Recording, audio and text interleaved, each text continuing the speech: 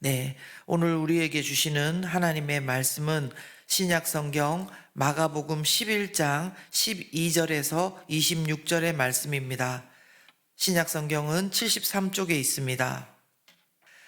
이튿날 그들이 베다니에서 나왔을 때에 예수께서 시장하신지라 멀리서 잎사귀 있는 한 무화과 나무를 보시고 혹 그 나무에 무엇이 있을까 하여 가셨더니 가서 보신즉 잎사귀 외에 아무것도 없더라.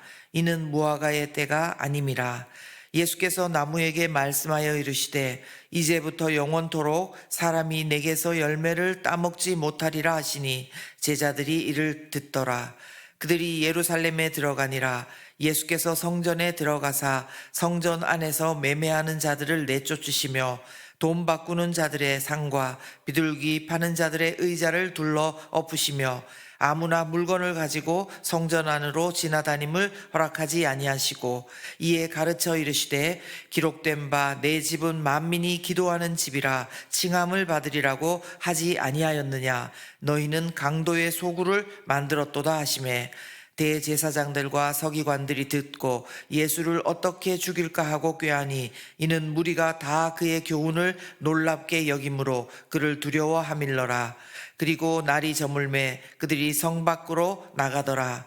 그들이 아침에 지나갈 때에 무화과 나무가 뿌리채 마른 것을 보고 베드로가 생각이 나서 여짜오되 라삐어 보소서 저주하신 무화과 나무가 말랐나이다.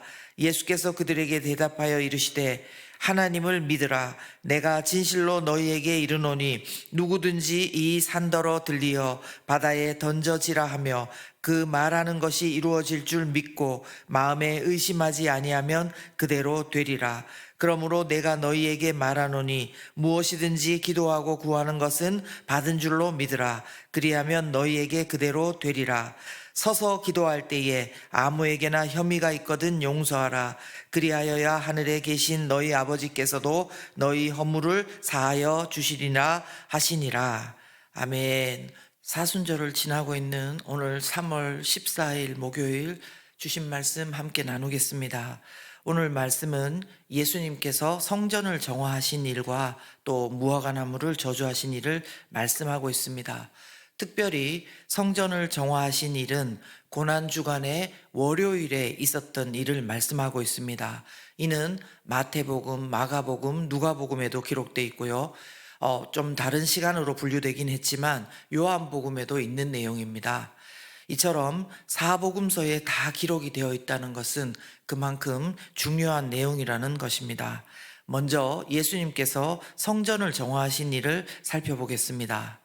예수님 당시에 성전은 헤롯 대왕에 의해 다시 건축된 굉장히 아름답고 큰 성전이었습니다.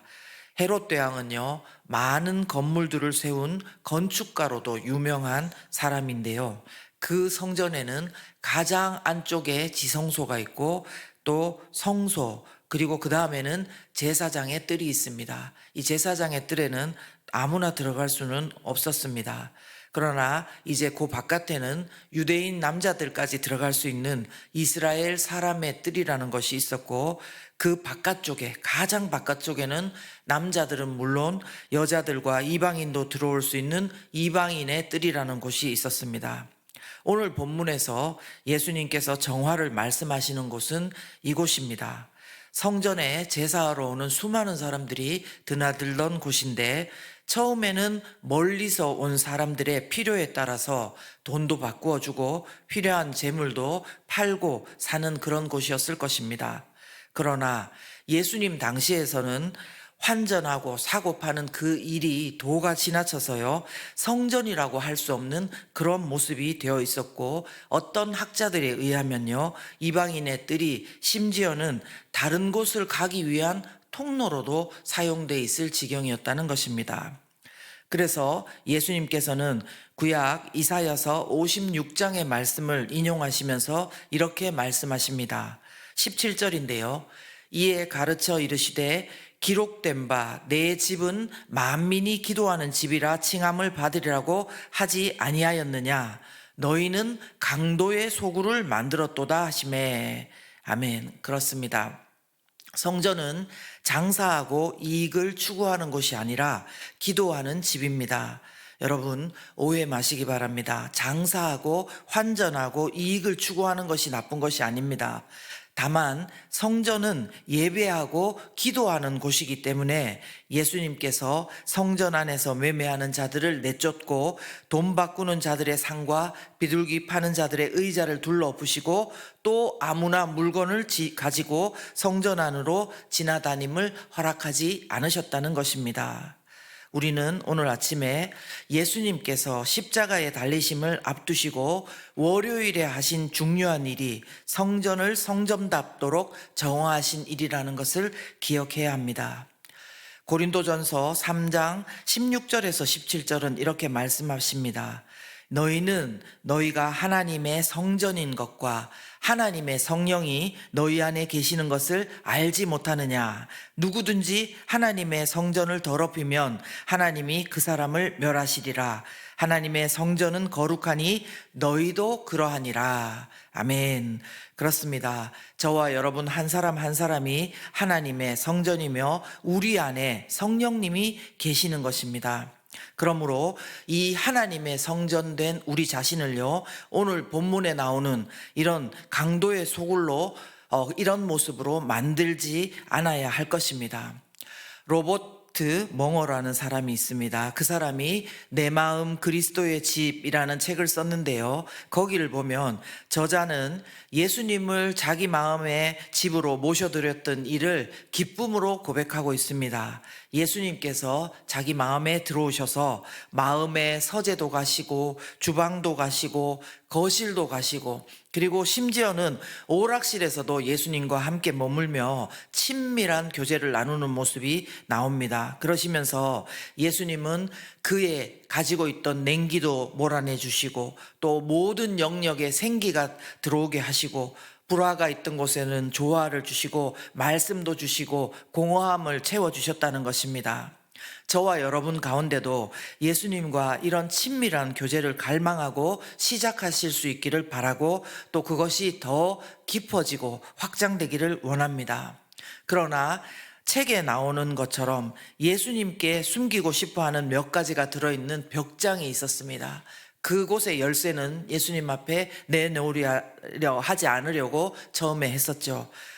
즉 또 오늘의 본문에 나오는 이방인의 뜰과 같은 혹시 예수님께서 기뻐하시지 않는 그 벽장과 이방인의 뜰과 같은 모습들이 혹시 우리 마음 가운데 없는지 돌아보았으면 좋겠습니다. 더 나아가서 우리 가정과 우리 직장과 그리고 우리의 목장과 우리 교회 가운데 혹시나 이런 것들이 있다면요, 그곳을 오늘 성전을 정화하신 것처럼 예수님께서 내쫓을 것은 내쫓으시고 뒤엎을 것은 뒤엎으시고 정결케 하시는 역사가 저와 우리 가운데, 우리 모두 가운데, 가정 가운데, 직장 가운데, 목장과 교회 가운데 함께 있기를 예수님 이름으로 축원합니다. 두 번째로는 무화과 나무를 저주하신 일에 관해서 살펴보겠습니다. 예수님께서는 베다니에서 나왔을 때 시장하셨다고 했습니다. 그래서 멀리서 잎사귀가 있는 한 무화과 나무를 보시고 혹 그 나무에 무엇이 있을까 하여 가셨다고 했습니다. 그런데 그 나무에 잎은 무성했는데 잎사귀 외에는 아무것도 없는 것을 보시고 그 무화과 나무에게 영원토록 사람이 내게서 열매를 따먹지 못하리라, 이렇게 저주하신 일입니다. 자칫 우리가 예수님에 대해서 오해할 수 있고 그렇게 왜 저주까지 하셨는가 이럴 수 있는 본문입니다.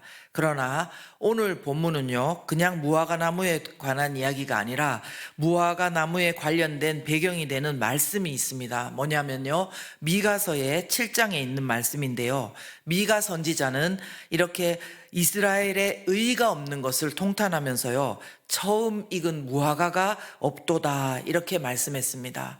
처음 익은 무화과가 없도다. 그리고 이뿐 아니라 구약 성경 여러 곳곳에서요, 이스라엘의 외식하고 열매 없는 삶을 책망하면서 어떤 표현을 썼냐면 포도나무에 포도가 없을 것이며 무화과 나무에 무화과 없을 것이다, 이렇게 말씀하신 것이 배경인 것입니다. 즉 13절 후반절의 말씀처럼 이때는 무화과 나무의 때가 아니기 때문에 단순히 예수님께서 시장하신데 무화과가 없어서 저주하신 것이 아니라요, 완숙한 무화과와 같은 성숙한 성도의 믿음은 아닐지라도 작지만 그래도 조금이라도 그 싹이, 믿음의 싹이 있는가를 보기를 원하셨는데, 그게 아니고 오히려 예수님을 믿지 않고 핍박하고 그리고 배척했죠. 특히 입만 무성하고 그 믿음의 싹은 아예 없었던 그것을 탄식하며 그 당시 종교 지도자들의 이런 모습에 대해서 저주를 하신 것입니다. 예수님께서 강도의 소굴로 불렀던 이방인의 뜰을 봐도 그렇습니다. 성전을 정결하게 해야 될 책임이 여러분 누구에게 있습니까? 성전을 정결하게 관리해야 될 책임은 종교 지도자들에게 있었습니다. 그런데 결국 예수님께서 성전을 정화하시게 되었습니다. 여러분, 죄라는 것이 무엇입니까? 죄는 해야 할 일을 안 하는 것이 죄 아닙니까? 그리고 또 무엇이 죄입니까? 하지 말아야 할 일들을 하는 것이 죄인 것입니다. 성전을 정화하기는커녕 일부 종교 지도자들은요, 성전에서 사고 파는 그것에 대해서 수수료를 받고 환전하는 자들의 수수료까지 챙겼다고 합니다. 여러분, 저와 여러분들의 삶 가운데요, 해야 할 일을 안 하고 또 하지 말아야 될 일을 하면서 아무 열매도 없는 채 그냥 겉에 입만 무성한 그런 무화과 나무와도 같은 모습이 혹시나 있다면요, 그런 모습이 1초라도 1분이라도 1시간이라도 하루라도 더 줄어들기를 바라지 않습니까? 그 은혜가 착실하게 열매를 조금씩 맺어가는 그 은혜와 복이 우리 가운데 있기를 예수님 이름으로 축원합니다. 함께 기도하겠습니다. 이 시간 기도하실 때에요, 우리 성전에 정화해야 되는 모습과 같이 혹시 우리 가운데 예수님께서 기뻐하지 않으실 모습들이 있다면 이 시간 그것들을 주님 앞에 내려놓고 회개하게 될 수 있기 바랍니다. 예수님, 내 안에 이 더러운 것들 내쫓아 주시고 뒤엎어 주시고 오직 예수 그리스도의 보혈로 정결케 하여 주시옵소서.